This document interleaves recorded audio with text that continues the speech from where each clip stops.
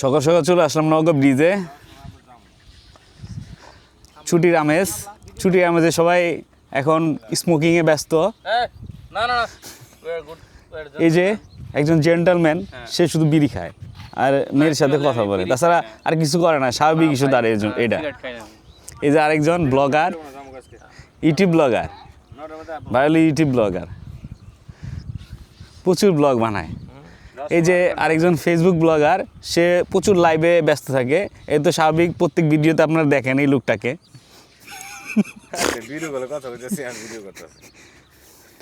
ঠিক আছে, নওগাঁ ব্রিজ থেকে আপনি কি দেখতে পারবেন? দেখেন সামনে সুন্দর একটা জাল, কিন্তু কোনো মানুষ নাই।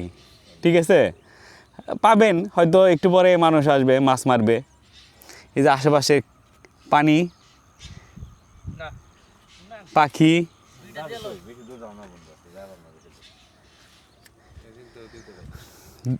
অপর পাশটা দেখেন, অপর পাশটাতেও একই অবস্থা। ব্রিজটাও ভাঙাচোরা, বাট এখানে সবতে অনেক মানুষ আসে, সবসময় সব বাতাস থাকে, বাতাসে শরীরটা জুড়িয়ে যায় আর কি, এরকম। গ্রামীণ জীবনের মানুষ তাদের দৈনন্দিন কাজকর্ম যা আছে সব করে। সাধারণত এই আশেপাশের মানুষের রাস্তা একটাই, যেটা দিয়ে তারা চলাচল করে, এই ছোটো একটা সরু রাস্তা, হয়তো বন্যার সময় ডুবে যায়।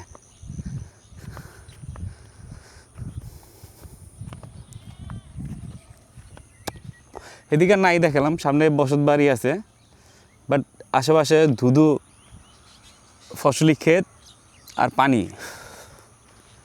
দেখেন ব্রিজের এই ভিউটা দেখেন, আপনারা আসলে বুঝতে পারবেন। ভাঙা জীর্ণ একটা ব্রিজ, বাট বিকেলের দিকে আসলে এখানে প্রচুর মানুষ থাকে।